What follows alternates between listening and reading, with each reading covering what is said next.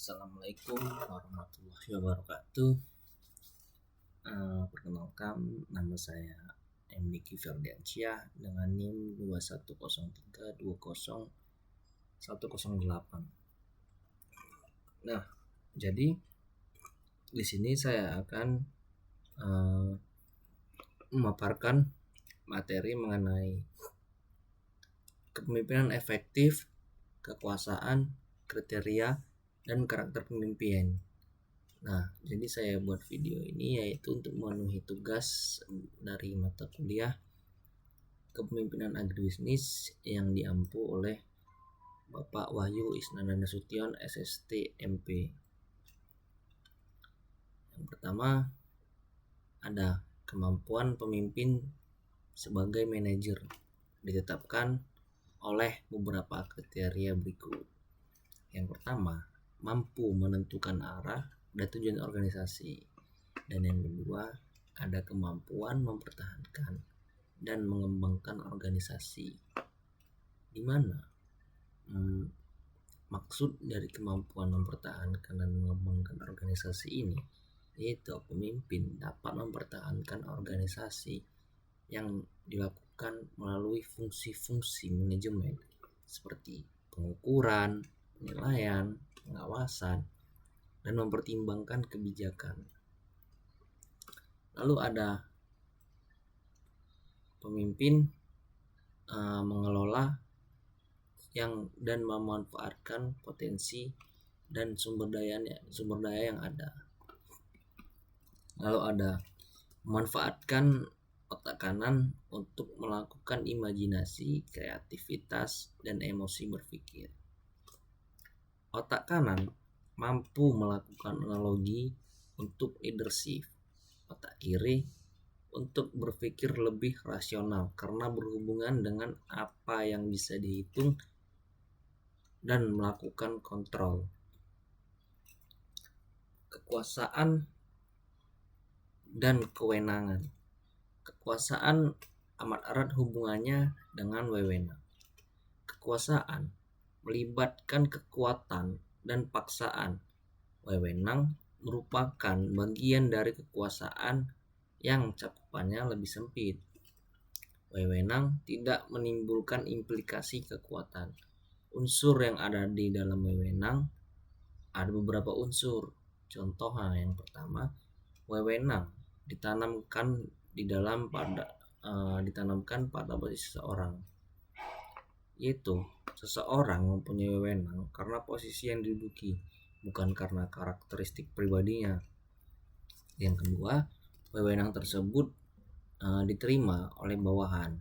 Jadi, individu pada posisi wewenang yang sah melaksanakan wewenang dan dipatuhi bawahan karena dia memiliki hak yang sah. Yang ketiga, wewenang digunakan secara vertikal. Wewenang mengalir dari atas ke bawah mengikuti hierarki organisasi. Lalu ada basis kekuasaan. Ada beberapa basis kekuasaan. Yang pertama ada kekuasaan antar pribadi, kekuasaan struktural dan situasional, kekuasaan pengambilan keputusan, dan kekuasaan informasi. Yang pertama ada kekuasaan antar pribadi. Ada kekuasaan legitimasi, yang dimana kekuasaan legitimasi ini adalah kemampuan seseorang untuk mempengaruhi orang lain karena posisinya seseorang yang tingkatnya lebih tinggi memiliki kekuasaan atas pihak yang berkedudukan lebih rendah. Batas-batas kekuasaan ini akan sangat tergantung pada budaya, kebiasaan, dan sistem nilai yang berlaku dalam organisasi yang bersangkutan. Lalu ada kekuasaan imbalan. Kekuasaan imbalan didasarkan atas kemampuan seseorang untuk memberikan imbalan kepada orang lain atau pengikutnya karena kepatuhan mereka. Kekuasaan imbalan digunakan untuk mendukung kekuasaan legitimasi. Penggunaan kekuasaan imbalan ini amat erat sekali kaitannya dengan teknik memodifikasi perilaku dengan menggunakan imbalan sebagai faktor pengaruh. Lalu ada kekuasaan antar pribadi. Kekuasaan antar pribadi ada beberapa poin di sini. Yang pertama itu ada kekuasaan paksaan, kekuasaan ahli, dan kekuasaan panutan. Saya ingin menjelaskan dari kekuasaan paksaan terlebih dahulu.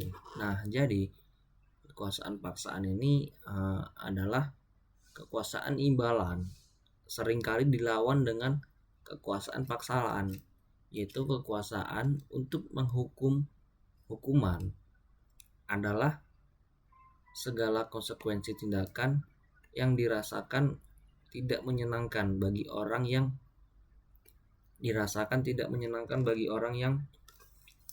menerimanya.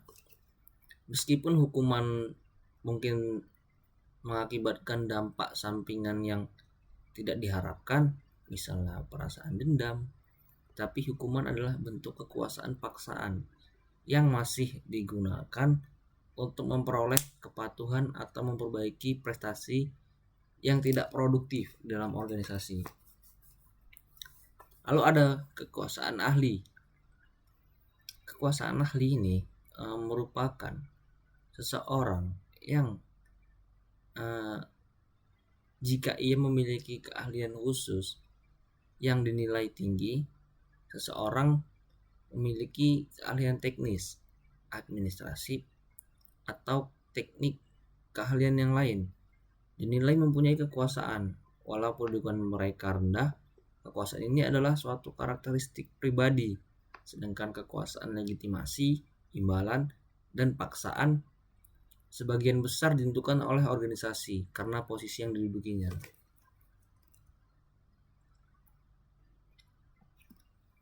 Lalu ada kekuasaan panutan. Jadi, banyak individu yang menyatukan diri dengan atau dipengaruhi oleh seseorang karena gaya kepribadian atau perilaku orang yang bersangkutan. Karisma orang yang bersangkutan adalah basis kekuasaan panutan. Seseorang yang berkarisma, misalnya seorang manajer, ahli, penyanyi, politikus, olahragawan, dikagumi. Karena apa? Karena karakteristiknya. Derajat kekuasaan panutan ditentukan oleh kekuatan pengaruh karisma terhadap orang lain.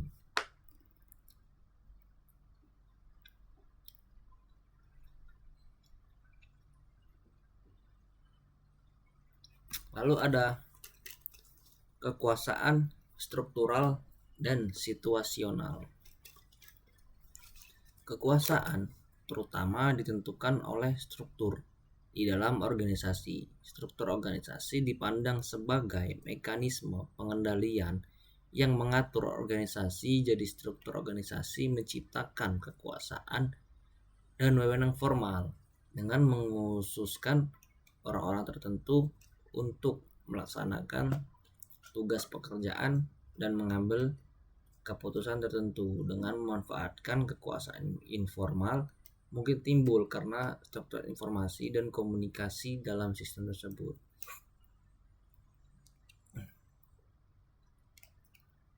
Lalu ada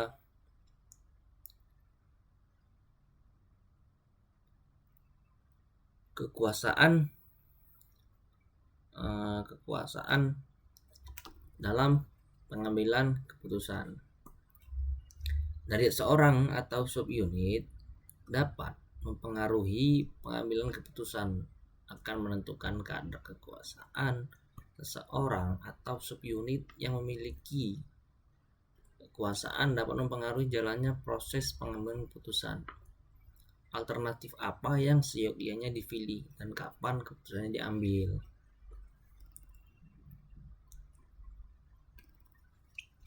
Lalu ada kekuasaan struktural dan situasional. Kekuasaan terutama ditentukan oleh struktur di dalam organisasi. Struktur organisasi dipandang sebagai mekanisme pengendalian yang mengatur organisasi. Jadi, struktur organisasi menciptakan kekuasaan dan wewenang formal dengan mengkhususkan orang-orang tertentu gitu untuk melaksanakan tugas pekerjaan dan mengambil keputusan tertentu dengan memanfaatkan kekuasaan informal. Mungkin timbul karena struktur informasi dan komunikasi dalam sistem tersebut.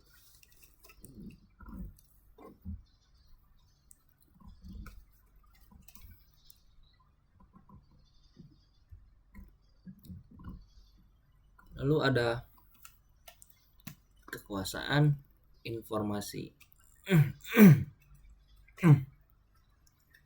Nah, jadi kekuasaan informasi ini memiliki jangkauan atas informasi yang relevan dan penting, merupakan kekuasaan gambaran yang benar tentang kekuasaan seseorang tidak hanya disediakan oleh posisi orang yang bersangkutan, tetapi juga oleh penguasaan orang yang bersangkutan atas informasi yang relevan. Seorang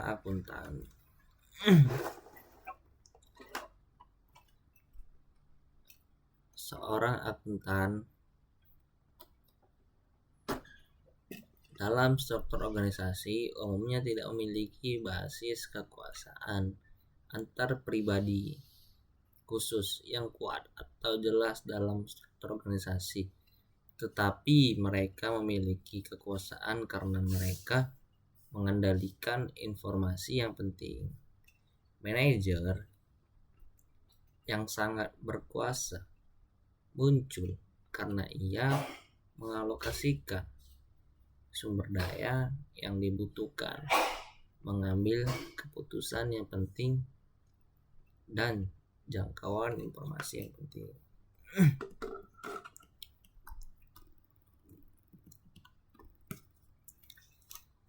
Lalu ada kepemimpinan yang efektif.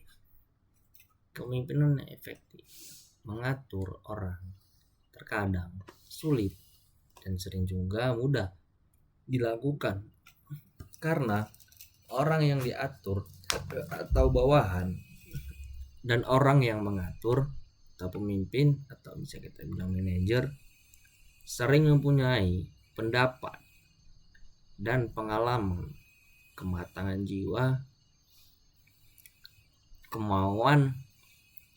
kemampuan menghadapi situasi yang berbeda, kemauan dan kemampuan bawahan macam-macam, seperti satu, ada bawahan yang tidak mau dan tidak mampu. Yang kedua, ada bawahan yang mau tapi tidak mampu. Yang ketiga, ada bawahan yang tidak mau tapi mampu. Yang keempat, ada bawahan yang mau dan mampu.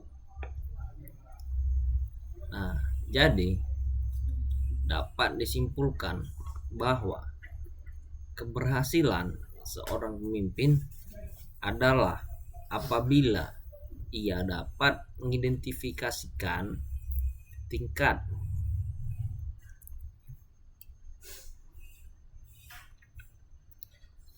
kedewasaan individu atau kelompok bawahan yang hendak ia pengaruhi dan menerapkan gaya kepemimpinan yang sesuai,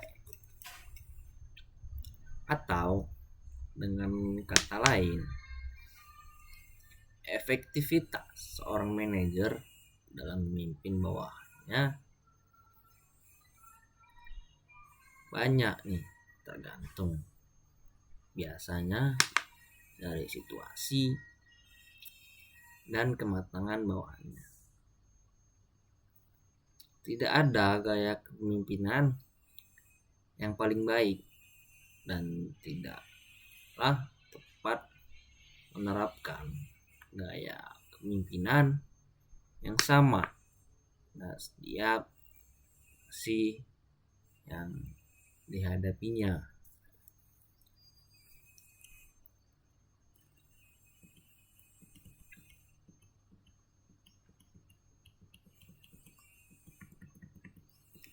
Itu ada kriteria seorang pemimpin.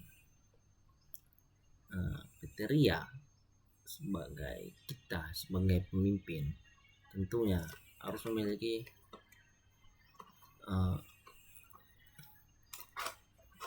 beberapa kriteria. Kriteria ini memang wajib lah, bisa kita bilang kita miliki untuk menjadi seorang pemimpin gitu. Yang pertama, pemimpin harus dapat menerima tanggung jawab.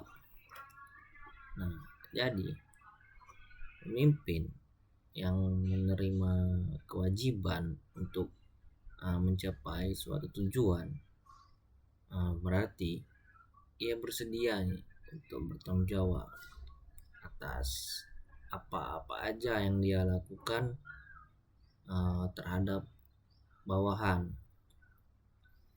Jadi pemimpin juga harus mampu mengatasi bawahannya dan mengatasi tekanan-tekanan yang dimiliki oleh kelompok informal.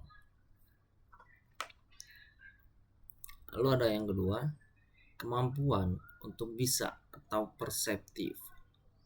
Perseptif menunjukkan bahwa kemampuan untuk mengamati atau menemukan kenyataan dari suatu lingkungan. Setiap pemimpin haruslah memiliki pengetahuan untuk mengetahui tujuan organisasi sehingga mereka bisa bekerja untuk membantu mencapai tujuan tersebut. Nah, disinilah memerlukan kemampuan untuk memahami bawahan sehingga ia dapat mengetahui kekuatan dan kelemahan mereka serta juga berbagai keinginannya. Di samping itu, pemimpin juga harus mempunyai persepsi introspeksi atau biasa kita bilang menilai diri sendiri lah, gitu, introspeksi kan, sehingga dapat mengetahui kekuatan, kelemahan dan tujuan yang layak itu baginya. Lalu ada memang kriteria pemimpin yang bersifat objektif. Nah, apa itu objektif? Kita mesti tahu dulu nih apa itu objektif. Jadi objektif adalah kemampuan untuk melihat suatu peristiwa atau merupakan perluasan dari kemampuan perseptif. Nah, jadi apa yang dimaksud dengan pemimpin yang objektif? Jadi pemimpin objektif adalah pemimpin yang dapat melihat suatu peristiwa atau merupakan perluasan dari kemampuan perseptif. Apabila perseptivitas menimbulkan kepekaan terhadap fakta, kejadian, dan kenyataan-kenyataan yang lain, objektivitas membantu pemimpin untuk meminimumkan gitu faktor-faktor emosional dan pribadi yang dapat menepis realitas yang ada. Jadi yang dimaksud dengan pemimpin objektif ini ialah pemimpin yang sesuai dengan apa yang dia lihat keadaan di lapangan, itulah yang dia apakan gitu. Tidak ingin yang menceli-menceli, yang bisa kita bilang mencela-menceli, Yang keempat ada menentukan prioritas. Jadi seorang pemimpin yang pandai harus mempunyai kemampuan untuk memiliki dan menentukan mana yang penting dan mana yang nggak penting gitu. Jadi pemimpin harus bisa tahu nih mana dulu yang jadi prioritas di dalam kelompok tersebut. Jadi kemampuan ini sangat cukup lah diperlukan, karena pada kenyataannya sering masalah-masalah yang harus dipecahkan bukan datang dari satu persatu, tetapi seringkali masalah datang bersamaan dan berkaitan antara satu dengan yang lain. Lalu yang kelima ada kemampuan berkomunikasi. Kemampuan pemimpin dalam berkomunikasi yaitu untuk memberikan dan menerima informasi merupakan keharusan gitu bagi seorang pemimpin. Karena apa? Karena seorang pemimpin adalah orang yang bekerja dengan menggunakan bantuan orang lain. Karena itu pemberian perintah, penyampaian informasi kepada orang lain itu mutlak perlu dikuasai.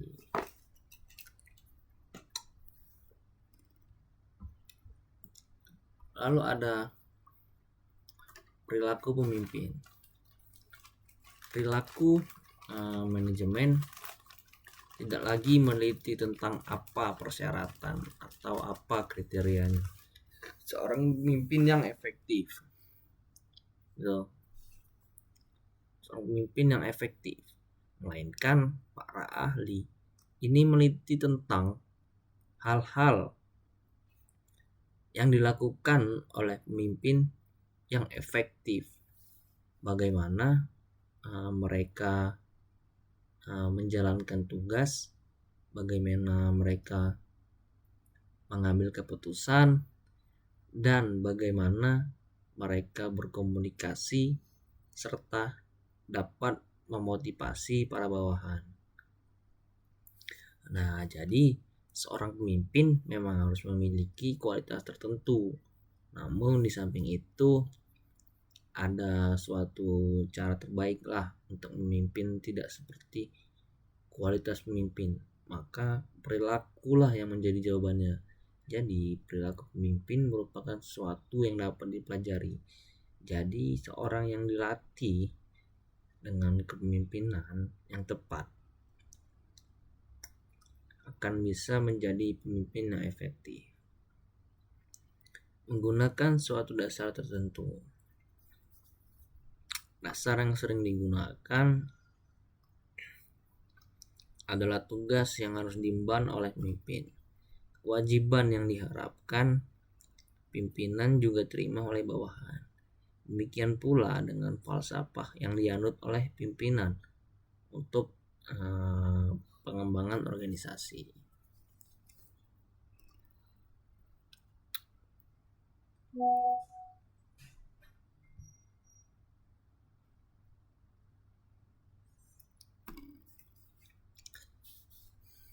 Sini saya ingin menjelaskan tentang karakter pemimpin.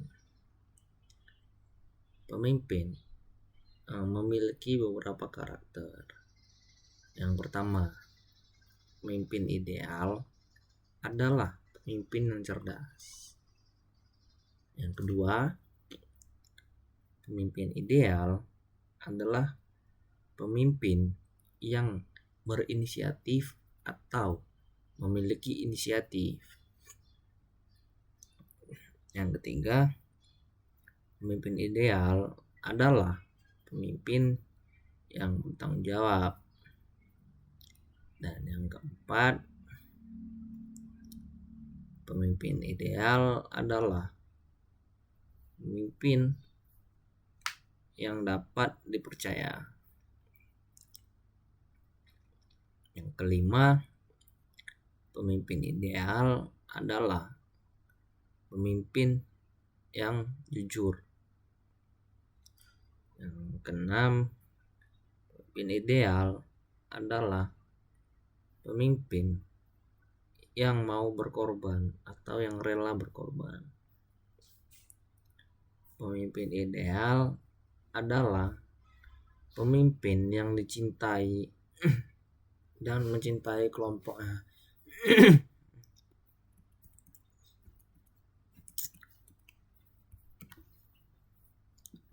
Berikut adalah ciri-ciri pemimpin yang tidak ideal. Yang pertama, pemimpin ini hanya bisa memerintah. Menjadi pemimpin bukan berarti bisa seenaknya saja gitu memerintah. Sebaliknya, hal yang harus dilakukan oleh seorang pemimpin yang benar yaitu harus bisa menciptakan komunikasi yang baik dengan tim atau orang yang dipimpinnya dengan mencapai visi dan misi yang telah ditentukan.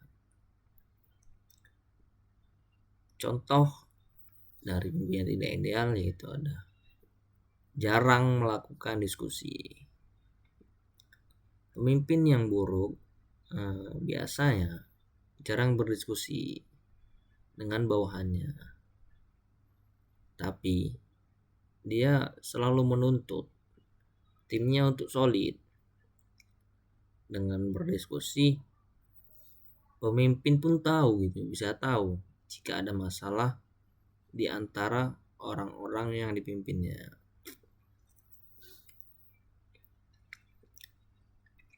Yang ketiga, tidak memberikan kepercayaan. Seorang pemimpin yang baik bisa memberikan kepercayaan pada timnya untuk bekerja. Hal ini berguna untuk meningkatkan rasa percaya diri di dalam tim gitu.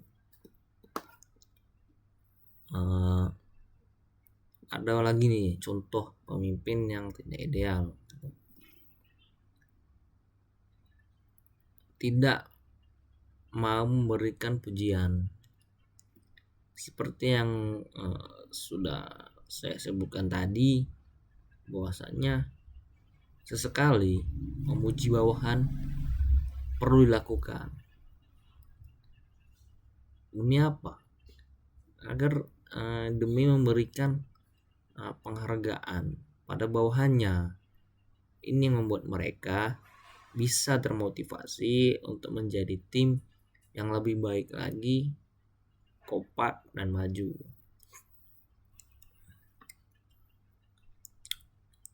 Lima, ciri-ciri pemimpin yang tidak ideal. Konflik. Apabila bawahan Anda ditegur oleh atasan dari divisi lain, jangan hanya diam saja dan membiarkan bawahan Anda menghadapi sendirian. Pemimpin yang baik akan berusaha untuk memberikan dukungan pada timnya, bukan malah ikut menyalahkan juga. Kiban, hai. Nomor 6, tidak terbuka.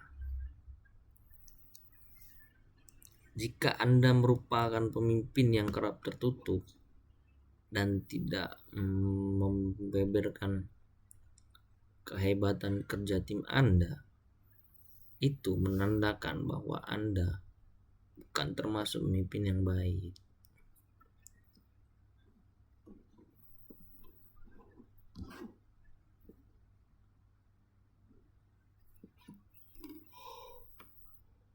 Lalu ada tidak bertanggung jawab. Pemimpin yang benar akan bertanggung jawab dengan pekerjaannya, bukan malah menyuruh bawahan untuk menyelesaikannya. Lalu ada pemimpin yang tidak memiliki visi. Pemimpin yang tidak memiliki visi tidak bisa menginspirasi tim, memotivasi kinerja, atau menciptakan nilai yang berkelanjutan. Tugas pemimpin adalah untuk menyelaraskan organisasi sesuai dengan visi yang jelas dan dapat dicapai. Ini tidak bisa terjadi ketika orang buta menuntun orang buta, yang artinya pemimpin tidak mempunyai visi menuntun anggota dalam tim yang juga tidak memiliki tujuan dan arah. Ada ketika pemimpin tidak bisa memimpin diri sendiri, seperti yang sudah saya sebutkan tadi. Memang tidak peduli lah seberapa cerdas, ramah, persuasif seseorang gitu kan. Jika memang mereka rentan terhadap rasionalisasi perilaku yang tidak etis berdasarkan kebutuhan atau masa depan, mereka akan menjadi mangsa kehancuran mereka sendiri gitu.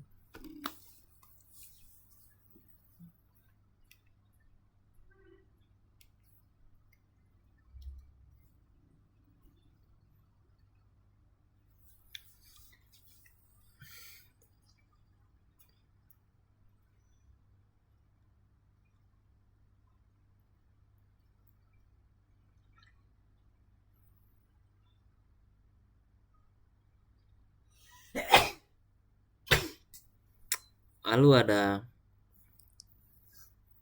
terlibat politik kantor.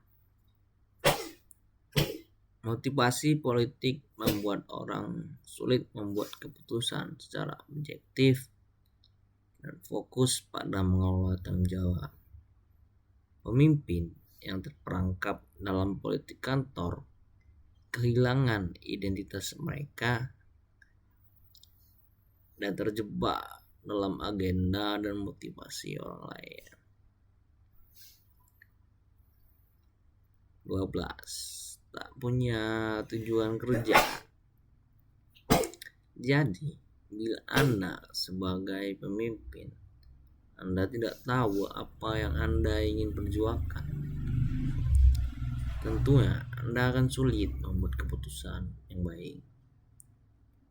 Jadi, kejelasan tujuan itu memungkinkan Anda untuk membuat keputusan yang benar dan konsisten sesuai dengan misi.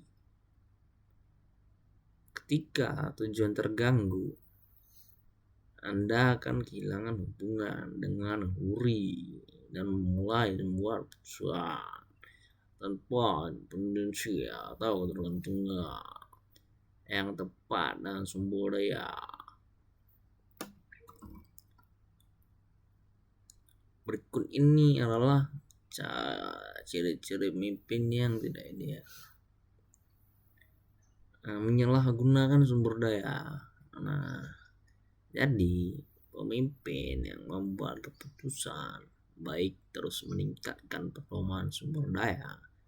Mereka tahu kapan harus melibatkan sumber daya itu dalam rangka membuat keputusan tepat yang berdampak positif bagi perusahaan atau manusia yang akan datang.